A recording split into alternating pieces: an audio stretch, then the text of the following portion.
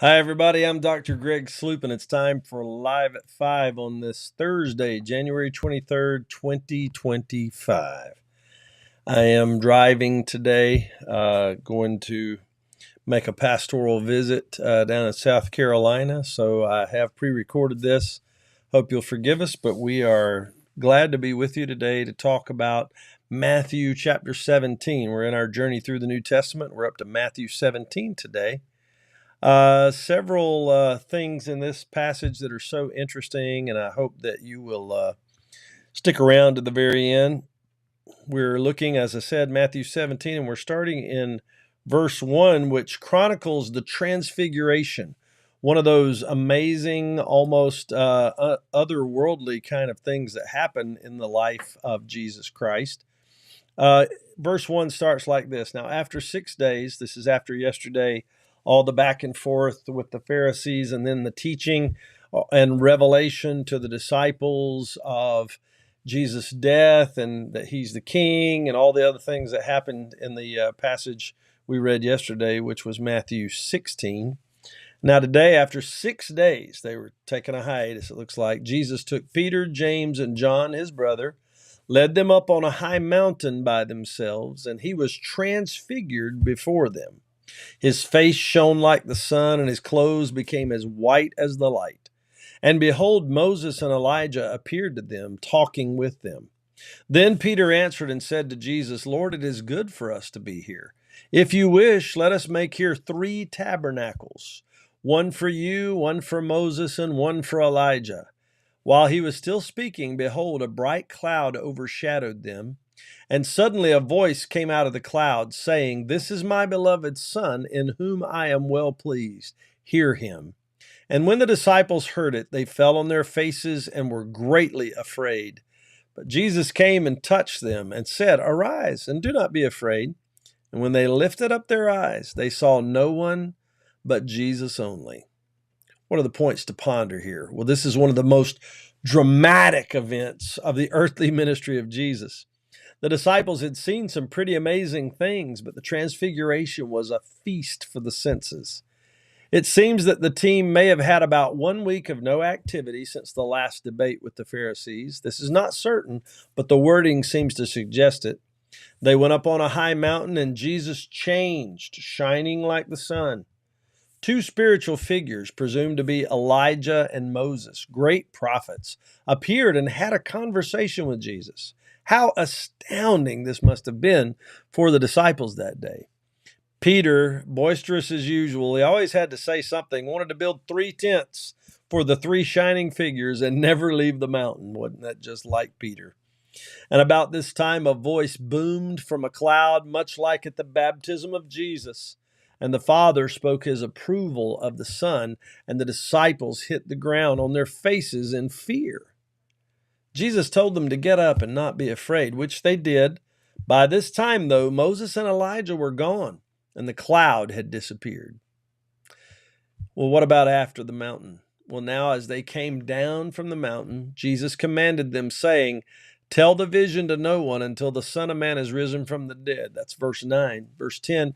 And his disciples asked him, saying, Why then do the scribes say that Elijah must come first?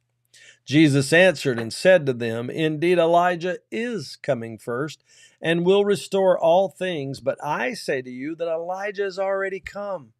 And they did not know him, but did to him whatever they wished. Likewise, the Son of Man is also about to suffer at their hands. Then the disciples understood that he spoke to them of John the Baptist. Points to ponder here. Jesus instructed the disciples to keep this event to themselves until after he rose from the dead.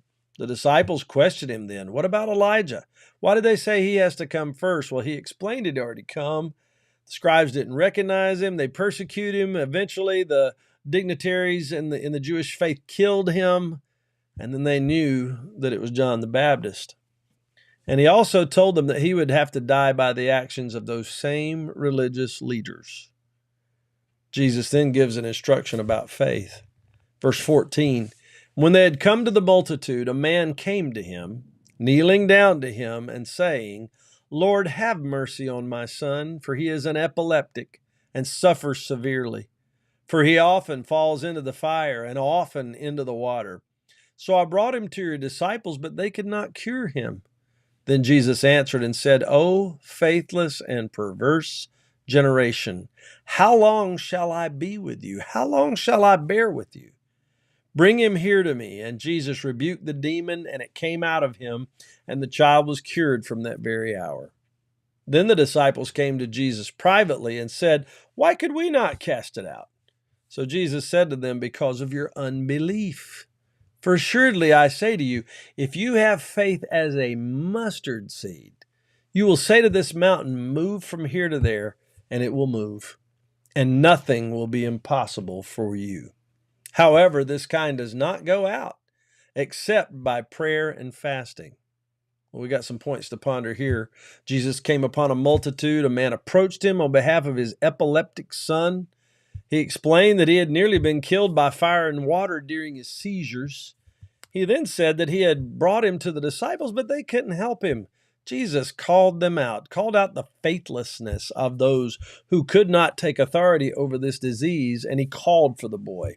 He rebuked the oppressive demonic disease, and the child was cured. When the disciples later asked why they couldn't cast out the demon, Jesus said, "You lacked faith." He then shares the analogy of the tiny mustard seed and assured them that even the small faith of a mustard seed could accomplish great things. He finished by stating that demonic forces only come out by prayer and fasting. God help us to be prepared for that kind of spiritual warfare when accosted by demonic forces. Jesus then gives them instruction about his death and about taxes. These are the last two things he says in this chapter. Verse 22, "Now while they were staying in Galilee, Jesus said to them, 'The Son of Man is about to be betrayed into the hands of men, and they will kill him, and on the third day he will be raised up.' And they were exceedingly sorrowful." Points to ponder. Here you go. Jesus, while resting in Galilee, announced his impending betrayal and murder and the resurrection just days later. Now here they are resting. They're sitting around. They're eating bread. They might be drinking some juice, whatever.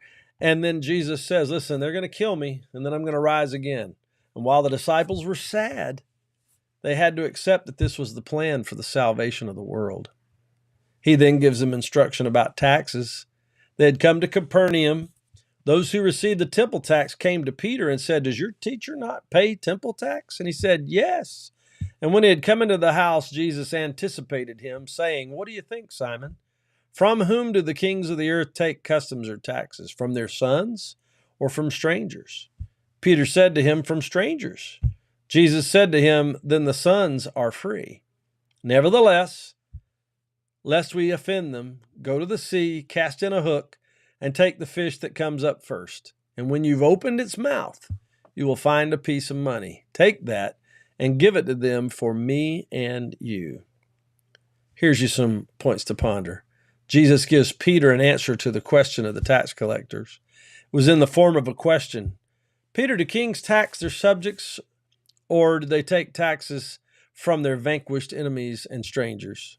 Peter said that they take it from strangers. Jesus then said, "Then the sons are free," right? Yet he would still pay the tax. He sent Peter to the lake, said, "Catch one fish with a line. In that fish's mouth will be a coin that will pay yours and mine temple tax." And Jesus showed Peter that he could provide in many different and mysterious ways, and he can do the same for you and me today. Believe that God's provision is always enough and always right on time. And that's the word for today. As I said, I'm on a pastoral visit at 5 o'clock, so I recorded this. I hope it'll bless your heart and help you make it through your day. It's a blessing to me to bring it to you. Spend time with God every day in the Word of God and prayer. This blog is up every morning, Monday through Friday at 6 a.m. You can look at it anytime during the day and then come right back here at 5 p.m. to watch live at 5 as we discuss it. It's a great way to dig into the Word, and I hope to see you. Please know we're praying for you, and I look to see each of you again tomorrow, live at 5.